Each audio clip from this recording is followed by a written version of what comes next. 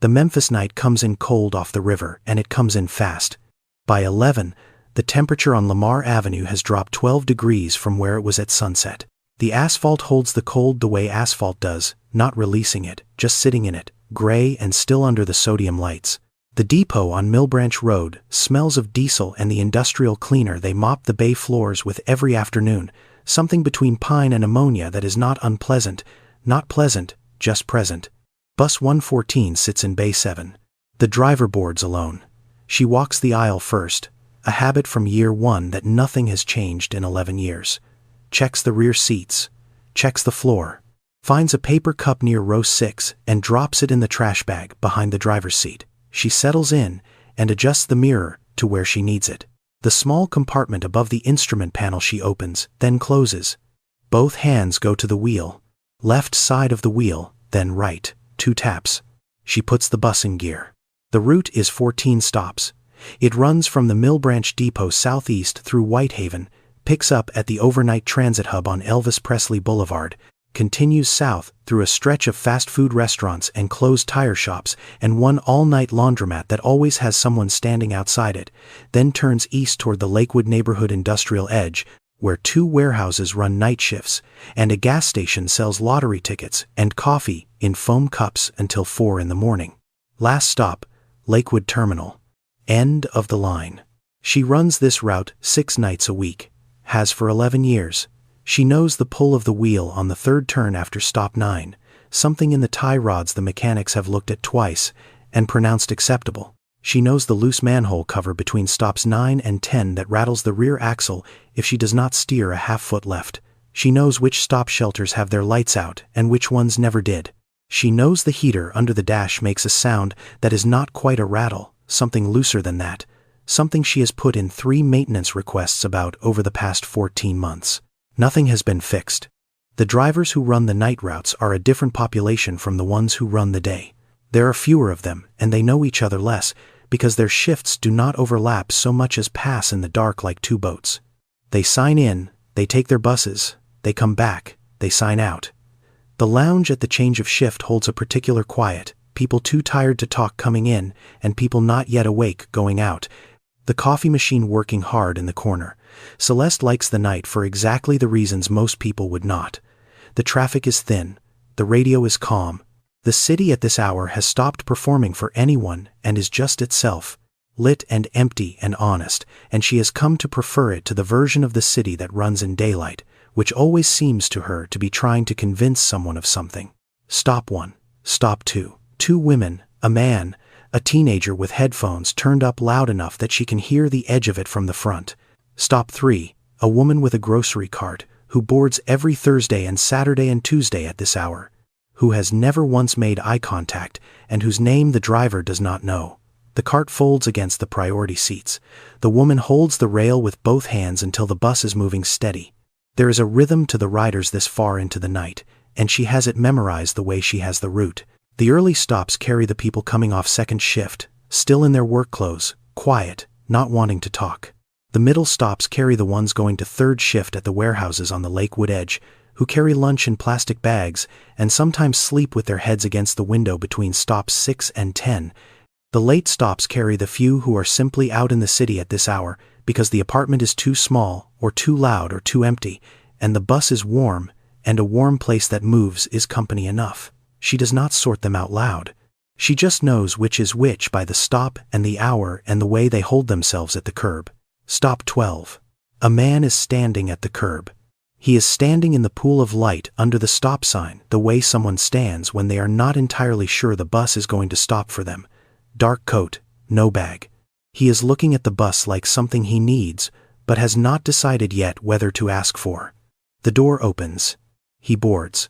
Somewhere in his 50s, he moves carefully, not slowly, just carefully, like a man paying attention to where his weight is going. He touches the card reader with a transit card. The reader makes it sound, then nothing. No green light, no chime. He stops. His hands go still for a half-second. He looks down at the reader. The driver does not look at him. She has already opened the logbook to the day's entry and is writing in it, "Card reader, malfunction, stop 12." The book closes. Her eyes go back to the mirror, then the road ahead. Go ahead, she says. He does not say anything. He walks to the back of the bus. Last row, window seat. He sits down and looks out at the stop sign and the dark street beyond it. The door closes. The bus moves. She does not look at him again. She runs the last 2 stops, reaches the Lakewood terminal at 11:53. He is the only one who gets off.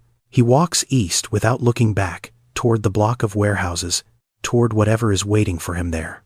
She turns the bus around and runs it back to the depot. In the logbook, card reader malfunction, stop 12.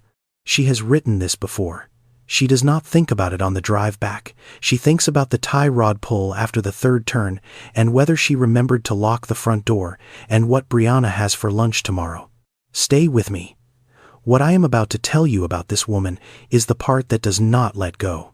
Her name is Celeste Brown. She is 41 years old. She has lived in the same 2-bedroom apartment in Whitehaven for 7 years, in a building with beige walls and a parking lot where one of the light poles has been dark since March. The apartment has a kitchen with a mark on the table from a hot pan she set down too fast 4 years ago. Not a burn, just a darkened ring, and she has never covered it with anything, not a placemat, not a trivet, not a piece of mail. It is part of the table now. The table is part of the kitchen. The kitchen is where she drinks her coffee at 8:47 most evenings, before she does anything else, before she checks her phone, before she puts on her uniform, before she does the other things she does in a specific order every night before she leaves for the depot. She wakes without an alarm, has for years. Her body knows 8:47 through repetition, through years of the same thing at the same time, through a kind of knowing that has moved out of the mind and into the muscle. 8:47. She puts her feet on the floor. The floor is always cold through her socks in November, and she has never put down a rug, not in 7 years, because a rug is a thing you buy when the other things are handled, and the other things are not yet entirely handled. She makes coffee in a machine she has had for 6 years, the kind with a reservoir she fills the night before so she does not have to think about it in the evening. 11 minutes at the kitchen table. She used to count them. She does not count anymore. She just knows when 11 minutes are up the same way she knows 8:47. In those 11 minutes she does not plan and she does not worry, or she tries not to, because worry at 8:47 only follows her onto the bus, and the bus is no place to carry it. She lets the apartment be quiet around her. She listens to the building, the click of the heat coming on, the car that pulls into the lot most nights around this hour belonging to a nurse 2 floors up, the low electrical hum of the refrigerator that she has stopped hearing except in the silences. It is the only stretch of the day that belongs to no one but her. 11 minutes between sleep and the uniform, and she guards it without telling anyone it needs guarding. The apartment is quiet at this hour. Brianna is asleep by the time Celeste wakes, has been since she was small. Celeste's schedule moved the whole household schedule, the way a tide moves everything near the water. Brianna goes to bed at 8. She is 14 years old, and she goes to bed at 8 because her mother leaves at 10, and a house where the mother works nights becomes a house that runs backward, and Brianna has been the one asleep when most children her age are awake for as long as she can remember. Before Celeste leaves, she walks to the front door. On the floor beside it, every night, a small zippered pouch. Fabric, the color of something that was once teal, decorated with iron-on patches, a sun in the top left corner, a yellow bird on the right side, a block letter B in the center. The patches were applied one at a time over the course of a year, each one Brianna's choice, each one ironed on by Celeste against the kitchen counter because they did not own an ironing board. Inside the pouch, a rescue inhaler, 1 backup inhaler, a card with Celeste's cell number, Celeste's work number, the pediatrician's number, and the address of the nearest urgent care, printed in block letters so a stranger could read it fast. Brianna has asthma, has had it since she was 3, the kind that announces itself without warning, a change in the air, a change in temperature, someone's perfume in a hallway, and the kind that, if it is not answered immediately, becomes something more than an inhaler can hold. She has been to the emergency room twice. The second time, she was 9 years old, and she walked herself to the neighbor's apartment at 2 in the morning because she had woken and could not breathe and had not wanted to scare her mother. The neighbor, a retired postal worker named Pearl Dudley who lived 2 doors down and slept lightly the way people do who have spent decades waking before dawn, Called Celeste at the depot. Celeste was at stop 7. She pulled the bus over, radioed for a relief driver, and was at Regional 1 in 22 minutes. She sat in the emergency room until 5:45 in the morning. Then she drove herself home, slept what little she could, and was back in Bay 7 that same night, because she could not afford to log an absent shift in the same week she had already logged one late arrival. Pearl Dudley did not make a thing of it afterward. She started leaving her own front door unlocked on the night Celeste worked, and she told Brianna once, plainly, with no speech attached to it. "You come here if anything feels wrong. Day or night. I am right here." She did not say she was happy to help. She did not say she understood. She said where she would be. That was the whole offer, and it was the kind of offer that meant something because there was nothing performed in it.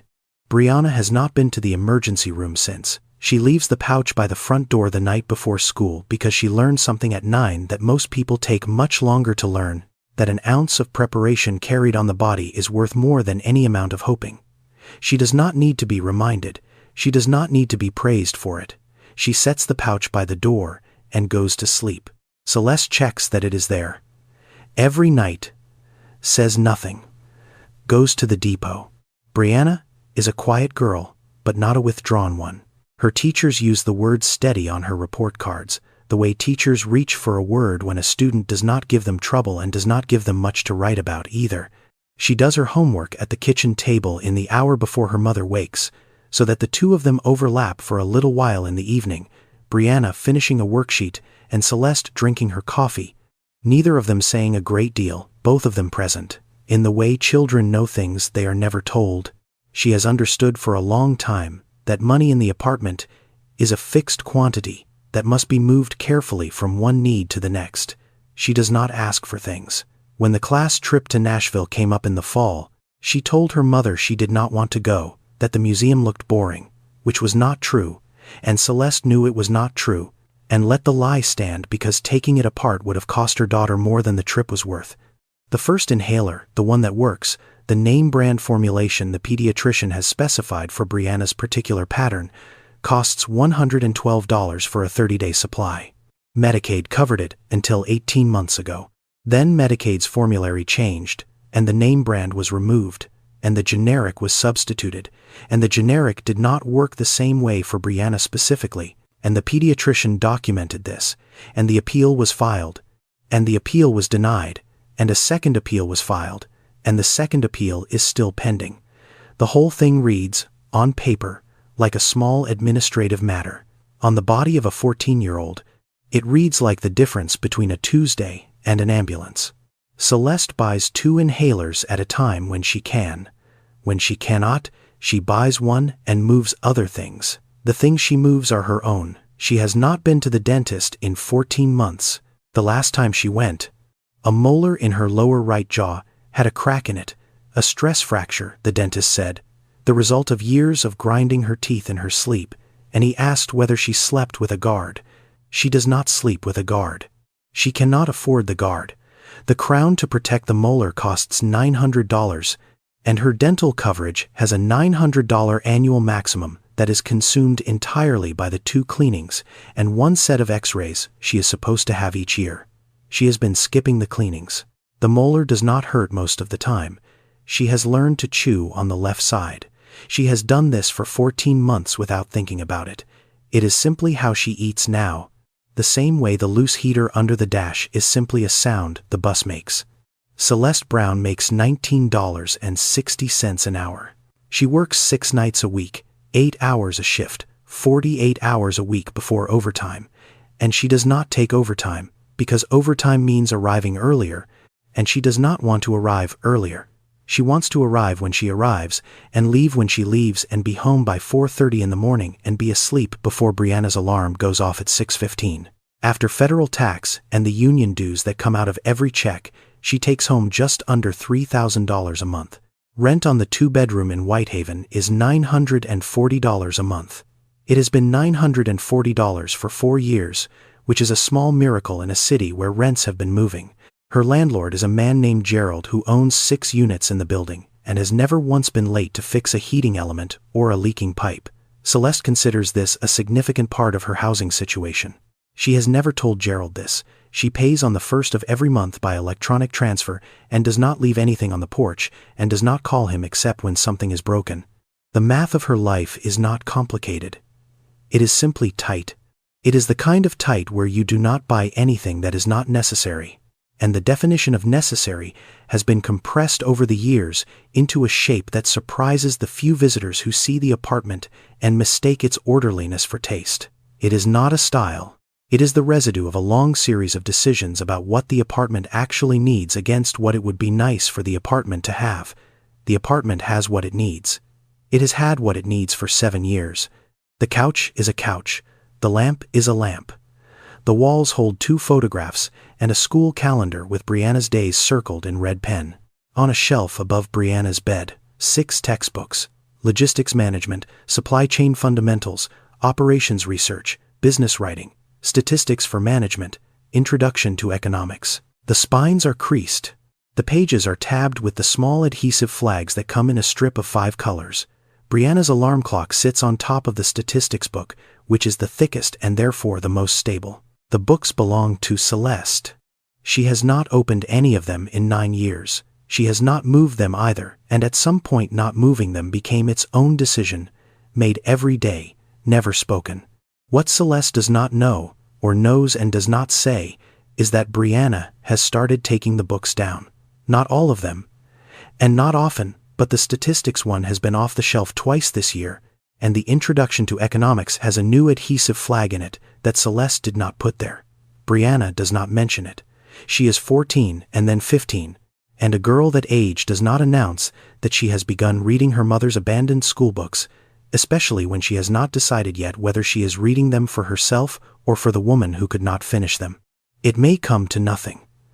Books come down off shelves and go back up all the time, but the flag is new, and it is a color Celeste does not own, and some nights on the route she thinks about it and does not let herself think about it too hard, because hope is a thing she has learned to spend carefully, the same as everything else. She was in her 2nd year at Southwest Tennessee Community College when Brianna was born. Brianna was born 7 weeks early. The neonatal intensive care unit at Regional 1 Health kept her for 11 weeks. 11 weeks of isolate and monitors, and the specific sound a neonatal unit makes at 2 in the morning, which is different from any other sound Celeste has ever heard, a sound that lives in the body rather than in the memory, that surfaces sometimes in the early hours of the drive back to the depot, when the city is empty, and the heater is making its loose sound, and there is nothing else to listen to. After the 11 weeks, the bill arrived. $41,000, after Medicaid covered what Medicaid covered. The payment plan required a minimum monthly amount. The minimum monthly amount required stable income. Stable income required continuing to work. Continuing to work at the hours she worked required dropping to part-time enrollment. Dropping to part-time enrollment pushed the graduation date. Pushing the graduation date past a certain point changed the structure of her financial aid. When the financial aid structure changed, the remaining cost of 2 semesters became a number she could not make work. She withdrew. She told herself it was temporary. She told herself she would go back when Brianna was older. She told herself 2 semesters was not very much. 2 semesters is not very much. She did not go back. She applied for the transit authority position because it had a union, because it had benefits, because it had a defined pension she could vest into if she stayed long enough, and because the hiring exam tested spatial reasoning and route planning, and a section on traffic law that was not unlike the operations research coursework she had completed before she withdrew. She scored 2nd in her cohort of 14. The man who scored first lasted 3 months and left for long-haul freight. Celeste has been on line 114 for 11 years. The training did not entirely leave when she did. It went where the rest of her went, into the muscle, into the route. When the dispatcher reworks the schedule and adds a stop, she can see in an afternoon what it will do to the timing of the whole line, where the slack is and where it will bind, and she has twice sent a note up the chain that turned out to be right and was adopted without her name on it. She does not mind that her name is not on it. The route runs better, and she is the one driving it, and a route that runs better is a shift that is easier to carry home at 4 in the morning. The books on the shelf are not a wound she keeps pressing. They are simply true, the way the mark on the table is true, a fact of the room that she has stopped explaining to herself. She has never once been written up for anything. There is a rule she lives by, though she would not call it a rule and has never said it out loud. It came from her mother. Darlene Brown cleaned rooms at a downtown hotel for 19 years and raised Celeste alone in a unit off Getwell Road, and the lesson did not arrive as a lesson. It arrived as an afternoon. Celeste was 8. She found a $20 bill on the floor of a Kroger, folded once, near the bottom of the cereal aisle. She picked it up and looked at her mother with the face of a child who has just discovered that the universe sometimes leaves money on the ground for no reason at all. Darlene walked her to the service desk. Celeste handed the 20 to the woman behind it. The woman looked at Darlene like she was wasting everyone's time on a Saturday. Darlene did not care what the woman's face did. She cared what her daughter's hands did, and her daughter's hands gave it back. In the car afterward, Celeste asked why. Darlene did not give her a paragraph. She said, "Once you start keeping score, you have already decided it is a transaction." Celeste did not fully understand that for a long time. She understood it later, in pieces, on nights when keeping score would have been the easier thing. Darlene Brown died of a stroke when Brianna was 4, before the girl was old enough to keep much of her, which was a loss Celeste did not turn over out loud. What Celeste kept of her mother was not a face or a voice so much as a set of instructions for how to be a person when being a person is expensive. She kept them the way she kept the 2 taps on the wheel, without examining them, because examining them was not the point. The point was that they were there, and that she reached for them without looking, on the nights she needed them. "Stay with me. The man at stop 12 has not paid his fare in 3 weeks. Before this is over, it will be 5 months. I want you to know what that cost her. He starts coming every night. Not twice a week, not on weekdays, every night. Same stop, same coat, same nothing on the card reader. She writes the same entry in the log, card reader malfunction, stop 12. And he walks to the back and she drives the route, and at the Lakewood terminal he gets off and walks east and she turns the bus around. This continues for 3 weeks before she notices something. He is not just riding the bus. He is waiting for the bus. There is a difference. Someone who is just riding the bus arrives when they need to. Someone who is waiting for the bus arrives early and stands in the cold and watches the direction the bus will come from. She notices this at the end of week 3 because she comes around the corner toward stop 12 and she can see him from half a block out, standing under the stop sign, hands in his coat pockets, looking north, up the avenue toward where the headlights will appear. He has been waiting. She does not know why this matters to her. She files it without doing anything about it and drives the route. His name is Warren Hayes. He is 55 years old. He grew up in Binghamton, 2 miles from where he now rides a night bus in a coat that is too light for November, because the heavier coat he owned was left in an office he no longer has the keys to. His mother, Vera Hayes, worked the laundry at St. Francis Hospital for 16 years, 7 in the morning to 3:30 in the afternoon, Monday through Friday, and every other Saturday. She took the number 6 bus home. Warren rode with her sometimes when he was small, when the after-school program let out early, when the babysitting arrangement fell through. He remembered the number 6 the way you remember things from that age. Not the details of the bus, but the feeling of sitting next to her in the late afternoon with the city going by outside, and her hands folded in her lap, and the particular quality of her tiredness, which was not the tiredness of giving up, but the tiredness of a person who had spent the day doing something that mattered and was now resting before she had to matter again. He asked her once, when he was 9, why she did not find a different job, less physical, better hours. She said, "Because the people I ride with need someone to ride with them." He thought about that for a long time. He thought he understood it. He was not sure, years later, whether he ever had. He started Meridian Freight Solutions when he was 38 years old, with a business partner named Douglas Ferris, whom he had known since their first year at Lemoyne-Owen College. They had been in the same finance study group. They had sat across from each other at the same table in the same library for 4 years. Warren had considered Douglas Ferris to be, in the particular sense the word carries between 2 people who have come up through something together, a friend. In the 17 years between the morning they signed Meridian into existence, and the Friday afternoon Douglas Ferris removed himself as co-signer on the company's primary credit line and transferred $900,000 out of the operating account. Warren had grown the company to 14 vehicles, 83 employees, and contracts with 3 regional retailers that collectively moved $4.5 million in freight a year. He had hired 11 of those 83 himself, meaning he had called them on the phone and told them they had the job. He knew the names of their children. He knew which ones had dogs. He had stood at 2 of their weddings. The transfer was legal. Warren had not read the partnership agreement carefully enough in year 1. The clause Douglas used was not obscure. It was in the document, in plain language, and it addressed exactly this scenario. Warren had read it and trusted it away. He had trusted a great many things into the space where attention should have been, and the trust had held for 17 years, and when it stopped holding, it stopped all at once. On a Friday afternoon, while he was 4 hours up the road in a meeting with a client in Nashville he had driven there to keep. He never learned, in the end, exactly why Douglas did it. There were rumors of debts, of a second family in another city, of a man who had run out of road and reached for the nearest thing to grab. Warren stopped chasing the why somewhere in the second month.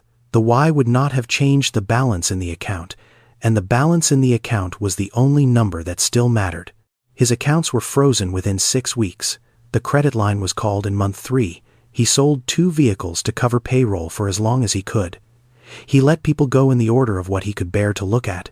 The ones with the smallest children first, because they had the least time to find something else and therefore needed the most runway, and he wanted to give them runway, even though he was the one who had driven the company into the ditch, who had trusted the wrong man in the wrong place for the wrong 17 years. He told himself that every day for a while. He stopped telling himself eventually, because it produced nothing useful, and the only useful thing was a list of what he still had, and a plan that worked forward from there. The day he signed the last of them out, a dispatcher named Theo, who had 2 boys in elementary school, stood in the doorway of Warren's office and did not say anything for a moment, and Warren braced for whatever was coming. Theo looked at the empty wall where the regional map had hung and said, "You paid us Fridays, every Friday." Then he left. That was all. It was not absolution, and Warren did not take it as absolution. He took it as information. He filed it somewhere he could find it later. What he still had: his sister Marlene's back bedroom, in the Lakewood neighborhood, 2 suitcases of clothing, a phone, a laptop, and a brain that had spent 26 years in logistics and supply chain operations and knew, better than almost anything, how to look at a problem and find where the inefficiency was. What he did not have: money, a vehicle, a partner he would consider trusting, or any particular desire to explain himself to people who had not yet heard what happened and would hear it soon enough. Marlene did not lecture him when he arrived. She was a school cafeteria manager, 58, widowed, a woman who had spent her working life feeding other people's children on a budget that assumed she would find a way. She made up the back bedroom, set a towel on the dresser, and told him the refrigerator was the refrigerator and he should eat out of it without asking. She did not ask what happened. She told him later that she would hear it when he was ready to say it and not before, and that until then she would rather he slept. She brought him a heavier coat once, from a closet of her late husband's things, but it was too big in the shoulders and Warren could not make himself wear a dead man's coat, and so he kept riding in the light one and never told her that was why. They fell into a quiet arrangement, the 2 of them, the kind 2 grown siblings can manage when neither has the energy for anything else. She left for the school kitchen before he woke. He was gone to the library before she came home. Some evenings they ate at the same table without much conversation, a plate of whatever she had brought from the cafeteria overstock, and she would tell him a small thing about her day, a child who would not eat, a delivery that came short, and he would listen and say little, and it was enough for both of them that the other one was there. Once, washing the 2 plates afterward, she said into the sink, not turning around, that he had always been the one who fixed things, and that she was not worried about him, and that he should not waste energy being worried about himself. He did not answer. He dried the plates. But he carried the sentence with him out to the bus that night, and for a long time after. He started taking line 114 to a public library branch that opened at 9 in the morning. He worked there until 4. He went back to Marlene's. He ate whatever was in the refrigerator. He slept. He rode line 114 again at 11 that night toward nothing in particular, because riding somewhere was better than sitting in the back bedroom, and the bus was warm, and nobody asked him anything on the bus, and nobody knew who he was on the bus, and for a specific stretch of his life, not being known was the most comfortable thing he could find. At the library he did the only thing he had ever been good at, which was to take a problem apart until he could see the smallest piece of it. For the first weeks the problem he took apart was his own collapse, and that work went nowhere. Because a collapse that has already happened cannot be optimized, only survived. So he changed the problem. He stopped asking how he had lost the company and started asking what he would build if he could never again afford to lose one.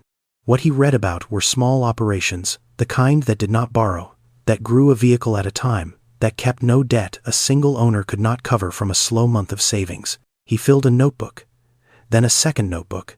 A former vendor who had not heard the rumors sent him 2 weeks of contract work sorting out a delivery schedule that had tangled itself, and Warren did it well and was paid for it, and the money went into an envelope he did not touch.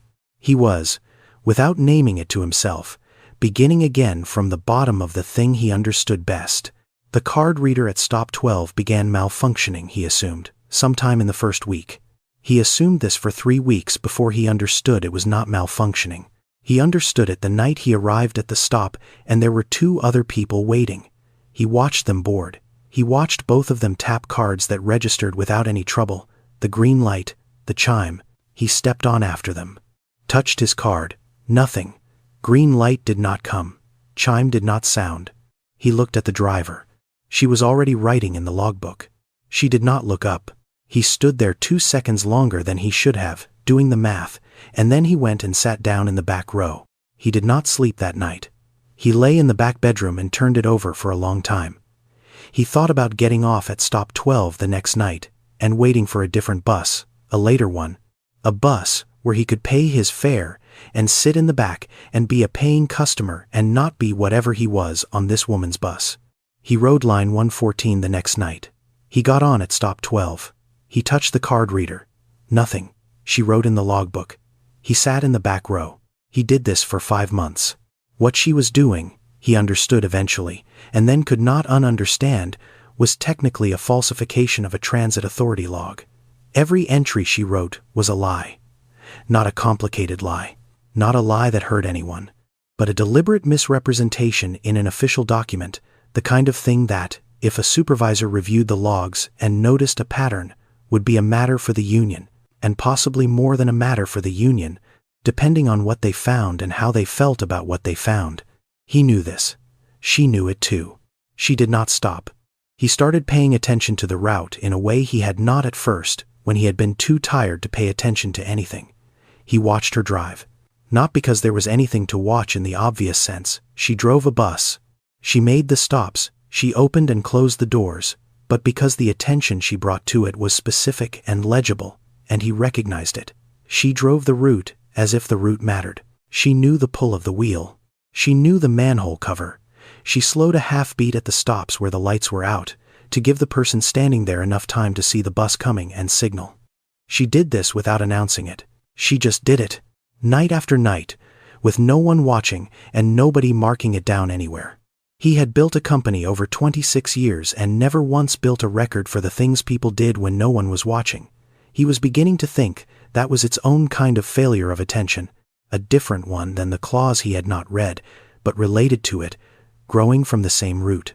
There was a night, somewhere in the 3rd month, when a young man got on at the Elvis Presley hub, clearly drunk and clearly looking for a reason, and stood too close to the woman with the grocery cart, and said something Warren could not hear but could read off the back of the woman's shoulders.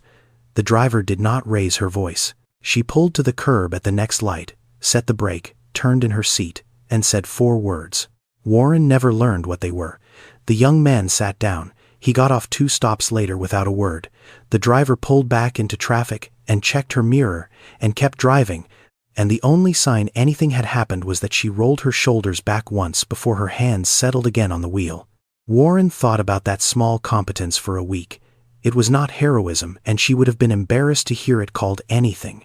It was a person doing the unglamorous middle of a job all the way through, The part no customer sees and no audit measures, the part that is the actual job underneath the job that gets described on paper. He had hired 83 people in his life, and he had measured almost none of them on it. What he had measured them on was numbers, routes completed and times hit and damages avoided, all of which mattered, none of which were this.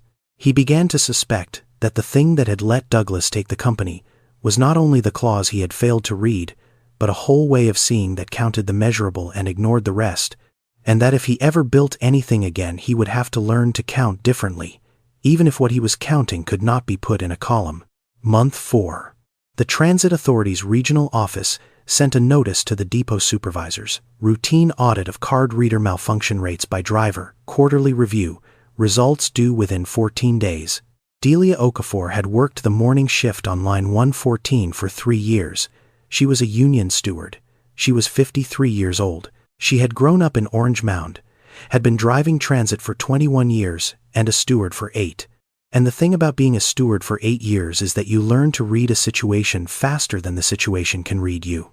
She had spent those years sitting across desks from supervisors and listening to drivers explain themselves badly. And she had learned that the drivers most worth protecting were almost always the ones who did not think they needed protecting. She pulled Celeste's malfunction entries the morning the audit notice went up. She counted 7. She pulled her own records from 12 years ago, from a different route in a different city, a year she did not talk about anymore and did not need to. She knew what 7 meant on a quarterly review.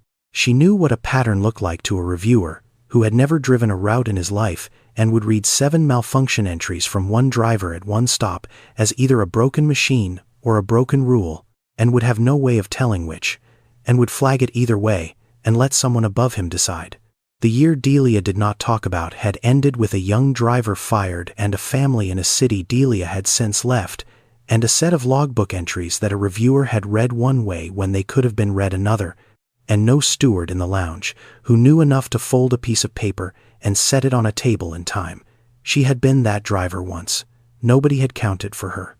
She had decided, somewhere in the 21 years since, that she would be the one who counted, quietly, for the drivers who did not know to count for themselves, and that she would never make any of them say thank you, because a thank you turned it into a thing that had happened between two people instead of a thing that was simply done. She found Celeste in the driver's lounge the next afternoon, before the shift briefing. She did not sit down. She did not offer context. She folded a piece of paper into quarters, set it on the table in front of Celeste, and said, "The safe number is 6. Keep it there." Celeste looked at the paper, unfolded it. Delia had written one number, 6.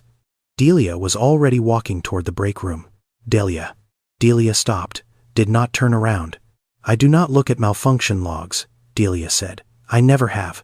I would not know how to find them." She went into the break room. Celeste sat at the table with the piece of paper. She was at 7.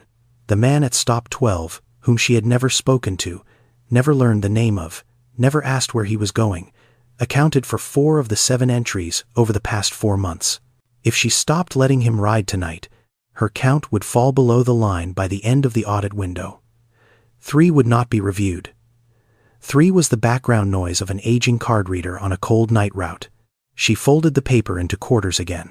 She thought about the $20 bill at the bottom of the cereal aisle, and her mother at the service desk, and the line about keeping score. She did not turn it into a speech in her head. She had never been a person who narrated her own decisions to herself. She just sat with the paper for the length of a held breath, and somewhere out in the bay, a compressor cycled on with a low mechanical hum and ran for a while and shut off, and when it shut off, she put the paper in her uniform pocket and stood up. She went to the supervisor's desk and filled out a maintenance request for Bus 114's card reader. She noted an intermittent malfunction in the stop 12 area and requested a formal inspection of the reader unit and the surrounding electrical connections. The form had a field for additional comments. She wrote, "Possible interference from road surface vibration in the stop 12 block, consistent with a previous maintenance note from 2 years prior." There was no previous maintenance note from 2 years prior. She signed the form. She handed it across the desk. She went back to the driver's lounge and waited for the 9:45 briefing, and she did not look at the man at stop 12 any differently that night, because there was nothing different to look at. There was only a route, and a 14-year-old asleep across town with a pouch by the door, and a thing she had decided without deciding it, the way her mother had decided it for her 33 years earlier in a parking lot off Poplar. The maintenance inspection was scheduled for 8 days later. The inspector found nothing wrong with the card reader. He noted in his report that the unit appeared to be in normal working condition and suggested the intermittent malfunction may have resolved itself, a common occurrence in older units exposed to temperature variation. He logged the inspection. The audit reviewer, looking at the driver's log entries alongside an active maintenance request and a completed inspection report, flagged nothing. A flag driver with an open work order and a clean inspection is a driver who reported a problem in good faith. The system, for once, read her exactly backward, and the backward reading saved her. Celeste never knew how close it had come, and that was the part Delia had wanted for her, that she should be able to keep driving without the weight of knowing there had been a ledge, and that she had walked along the edge of it in the dark. A driver who knows she was nearly caught drives differently afterward. She second guesses, she overcorrects, she starts keeping the very score that ruins the thing.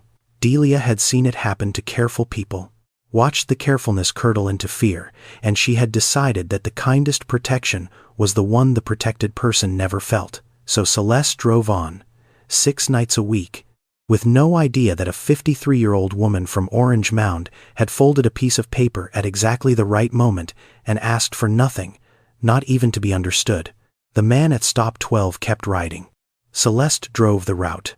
She did not think about it on the drives back to the depot. She thought about the tie rod and the inhaler math, and whether she remembered to lock the front door. She drove the same 14 stops in the same order on the same nights, and wrote the same entry in the same log, and the bus made the same loose sound under the dash that no one was ever going to fix. Stay with me. What happens next is the part of this I keep coming back to. Month 5, a Tuesday in March. A late cold snap had pushed the temperature at 11 that night back down to 31 degrees, and the river wind was in it again, the way it had been in November. She was at stop 11 when she saw him. Not stop 12. Stop 11, standing at the curb under the shelter, which had its light on, which was one of the stops where the light worked, and she could see him clearly in the headlights as she pulled up. Different coat. Heavier. The right weight for 31 degrees. She opened the door.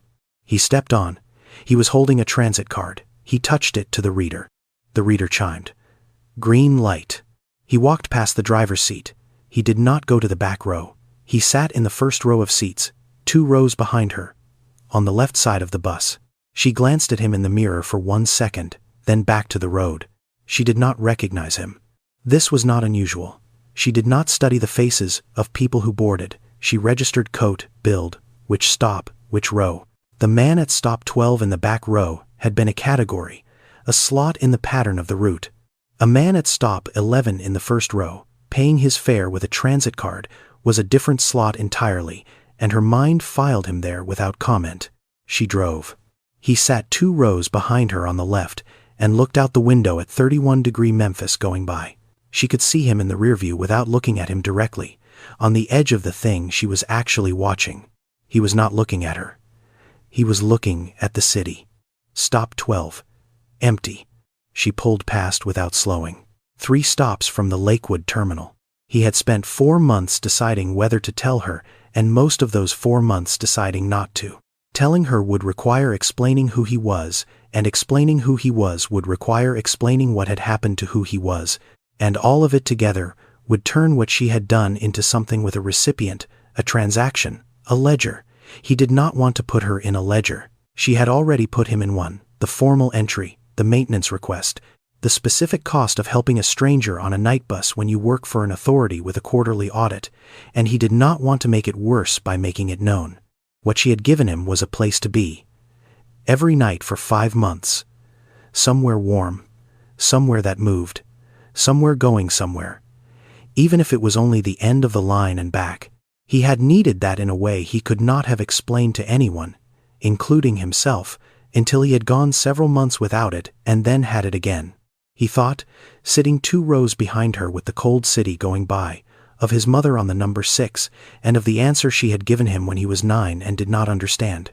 The people I ride with need someone to ride with them. He had spent a career believing the answer was about service, about duty, about a person choosing a hard job for a good reason. He understood now that it had also been about company, plain and unsentimental, the fact that a person alone in a hard life is helped by the presence of another person who expects nothing and simply shares the ride. The driver in front of him had given him that without once turning around to be thanked for it.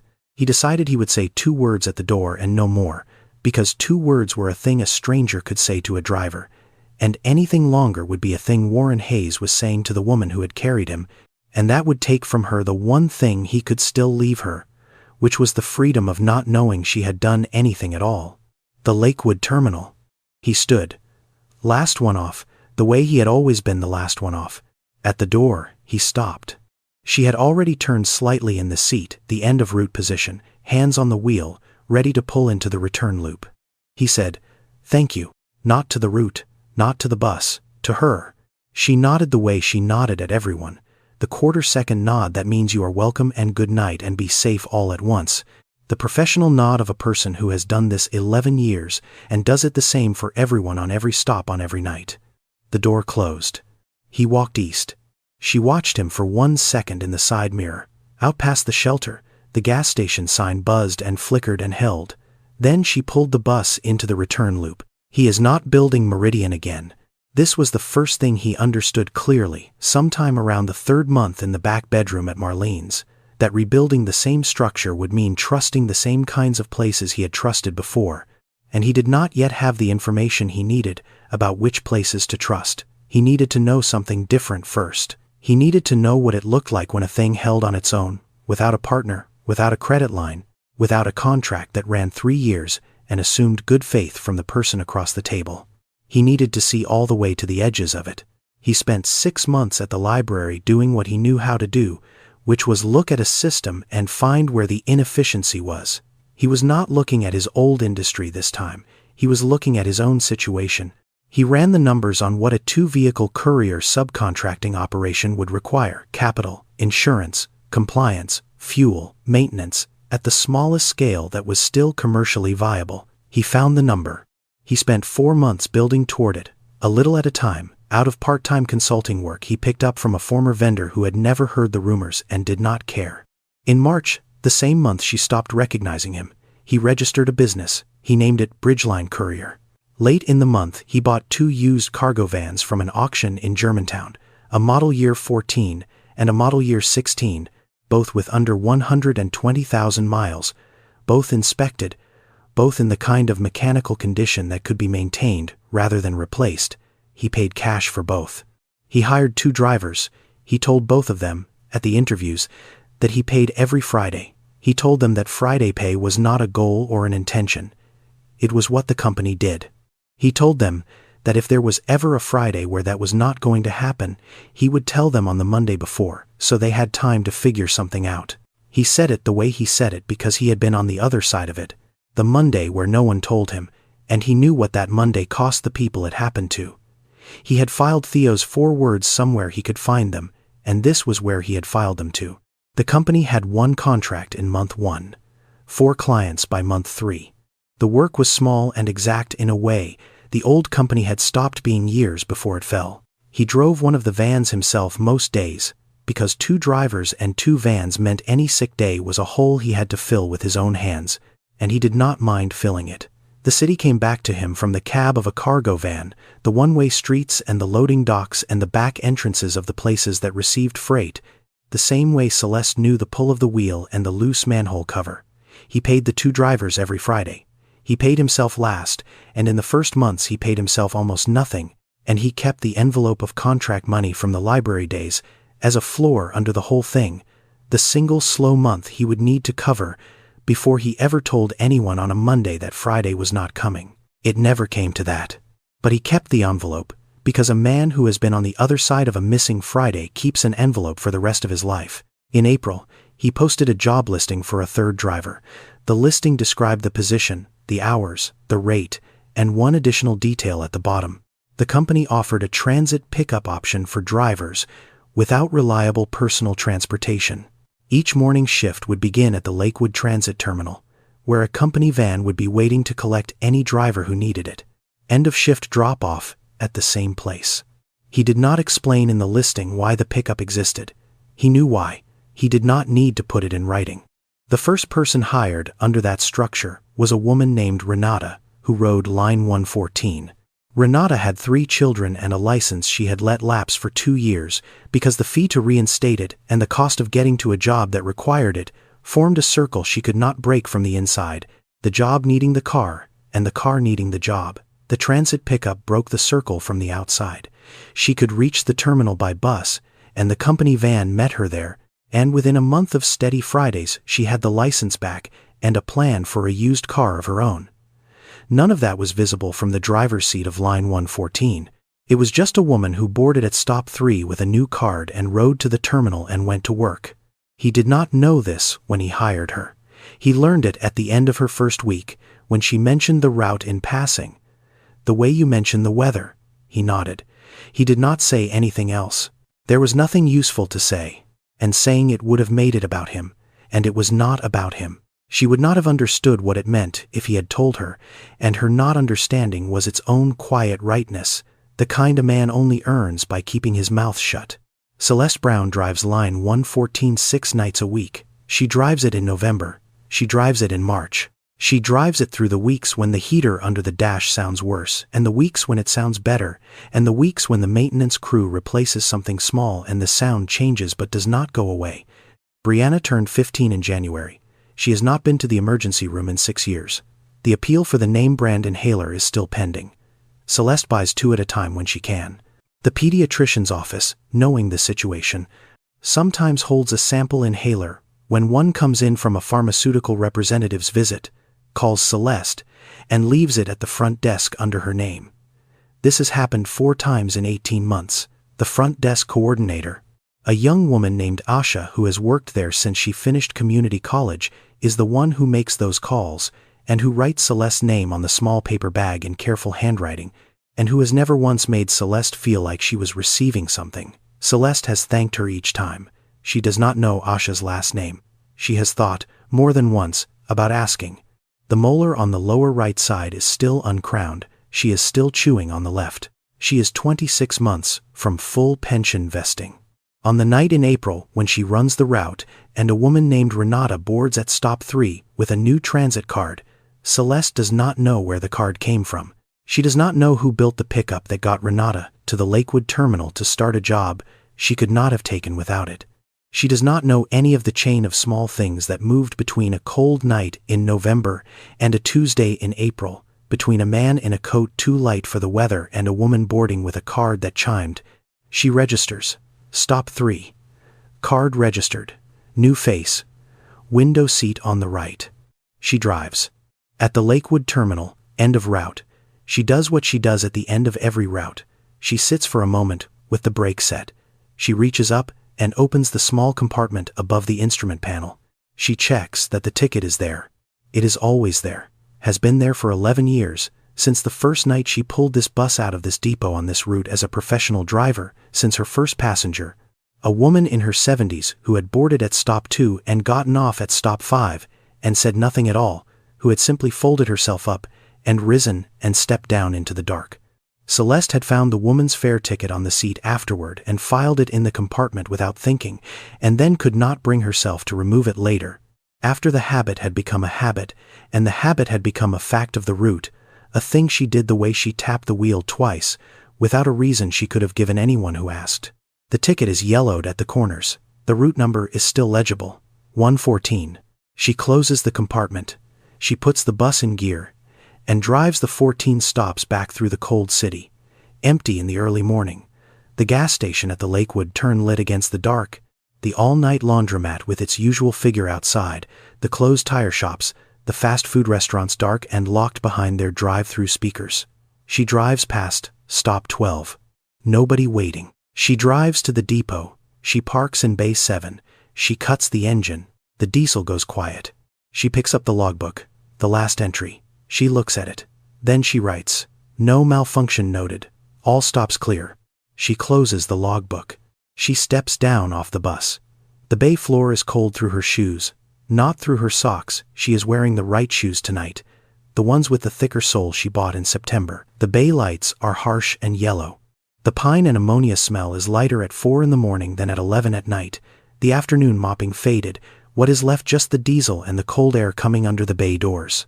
She walks toward the break room. She does not look back at the bus.